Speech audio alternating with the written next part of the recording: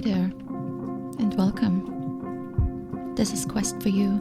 I'm Janine, and this is my podcast. So excited that you are here. We have a great episode ahead. Self-management. And last week, we talked a lot about skills and behaviors as they relate to emotional intelligence. High and low value behaviors affect our relationships and the quality of people in our life. Emotional intelligence can help us become more aware of our behaviors and the decisions we make. With a good amount of EQ, which is short for emotional intelligence, we can learn better responses to the situations and people around us that then lead to improved behaviors. And better behaviors will bring better value people into our life, while the lower value people will slowly disappear. When emotional intelligence first became popular in the 90s, it revealed an interesting finding. IQ was not the only indicator for success. People with average IQs outperformed those with the highest IQs 70% of the time. Research now shows that emotional intelligence is the critical factor that sets star performers apart from the rest of the pack.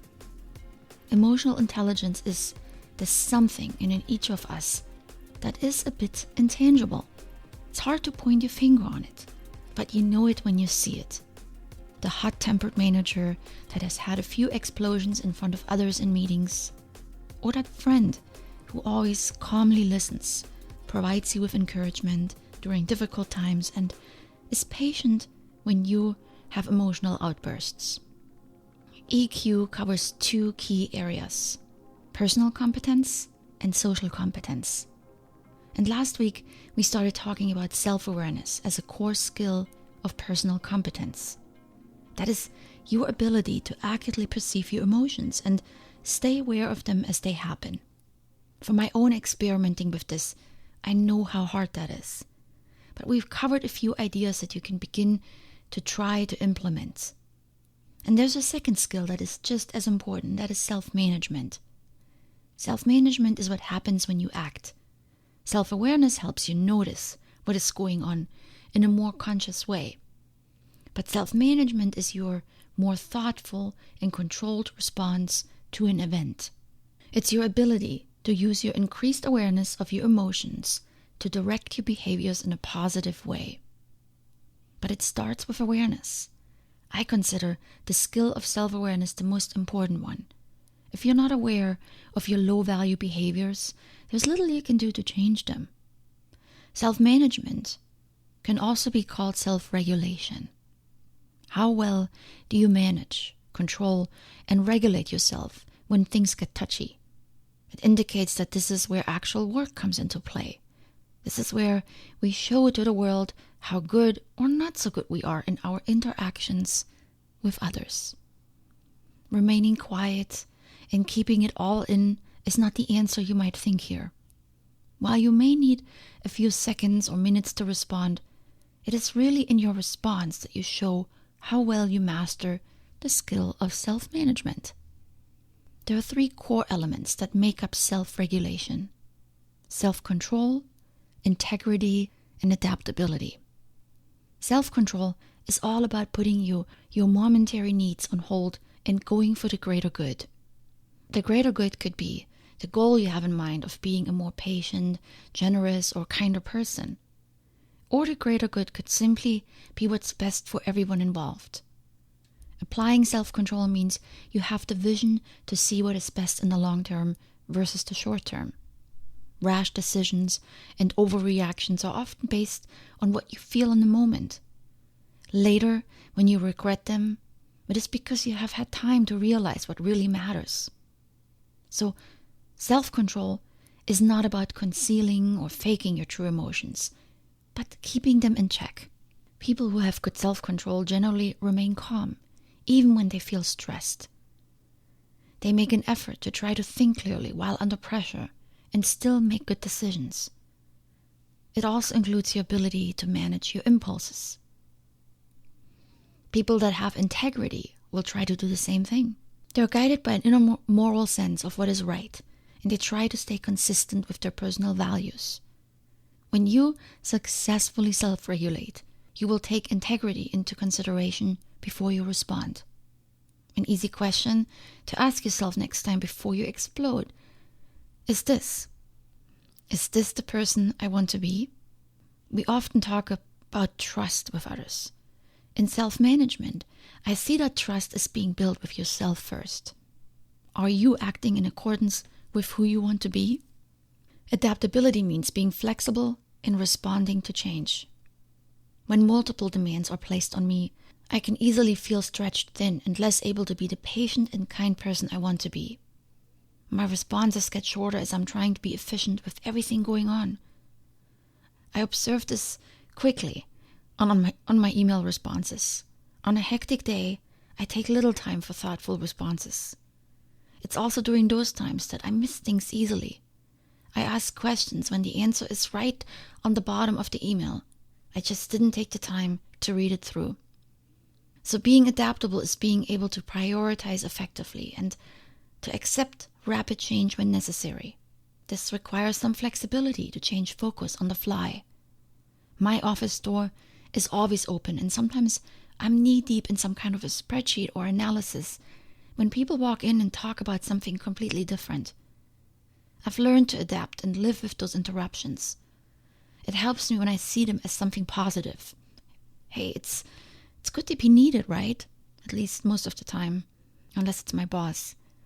Just kidding. Adaptability also means adjusting to people's individual styles. Some people love my direct approach. Others, I know, can't handle it and I need to adjust. Sometimes that even means to get creative. And yes, sometimes it may mean that I have to fake a smile just to put the other person at ease. When you begin to work on becoming more self-aware and understand your emotions better, you can then start to control your responses. Instead of flying off the handle because you felt that surge of anger, you have a small break where you actually choose how to respond. You may still choose to be highly direct for a few times, but sooner than later, your choices will become more deliberate and more conscious. During that small break, you seize yourself and the situation up.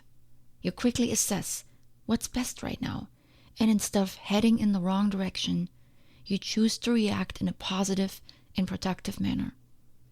If you can remember these two words, then you're already many steps ahead of most people. Positive and productive. I always try to have these in my mind when I'm interacting with other people. This takes my ego out of the equation and any issues or agenda items I may have. And to get you going on becoming more effective in handling your emotions, I have 3 brief tips for you. 1. Breathe. Breathing is underrated. Just because everyone does it doesn't mean we do it right. Try it right now. Take a few deep breaths and see how it feels. We usually breathe very short and shallow breaths, barely enough to keep alive.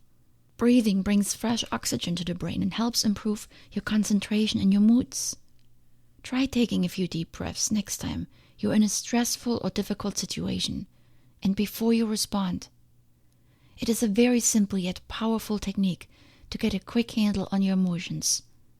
I often do it in the car in the morning before an important meeting or on the way home when I'm all tense after a long day at work.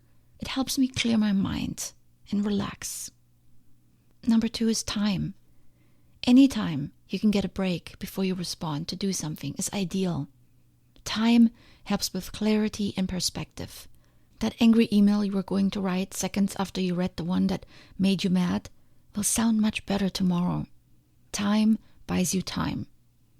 It allows you to check your emotions and control them. It'll give you perspective on what really matters. Letting out steam or trying to come to a productive resolution. Force yourself to take a walk around the office before responding to intense emails. Here is where self-awareness comes into play. When you observe your heart rate going up and your anger level rising, that's the time to pull out your tricks. I sometimes intentionally close the email after I read it and do something completely different. I call it purposeful distraction. And while I'm doing the other thing, the email that is still in the back of my mind will have time to unfold, and I have time to think about an appropriate answer. And 3, think right. On this podcast, we speak a lot about our thoughts. In fact, tomorrow's episode will cover our thoughts as well. So I don't want to get into too much detail here. But simply take notice what your thoughts are telling you before you react. Just like breathing, we often forget we are thinking. Thinking becomes background music. Thoughts quickly turn into emotions when a sensitive stimulus occurs. And then your thoughts usually add fuel to the fire. How can he do this? Why is she always complaining? This only happens to me. We talk ourselves more and more into negative feelings until the reactions becomes one that we later, when our emotions calm down, often regret or don't understand. Negative thoughts will hinder your ability to self-manage. So it's key to become aware of them and try to turn them around. Make sure you avoid absolutes like always and never. They are irrational. You cannot accurately recall everything that ever happened. These kind of words can also be very damaging and hurtful to the other person, who may really be trying hard. So make an agreement with yourself to not use these words. The same applies to judgments about yourself. Don't belittle yourself or call yourself bad names like dummy, idiot, or stupid. These are unkind descriptions for an amazing person like you. Stick to the facts of the situation and focus on correcting them. Do you notice how all 3 tips are all about what you do before you actually act? It makes sense, because that is when you still have the opportunity to turn it around, to find better words, to adjust your posture and body language, and the tone of your voice. Once you speak or act, it's often too late. We want to find that gap between stimulus and response to regulate ourselves. The great thing about this is, it is hard in the beginning, but the more you do it, the more natural it will become. Your capacity to respond effectively to your emotions will increase. And with that, I'm sending you out into your day to try to self-manage yourself a little better.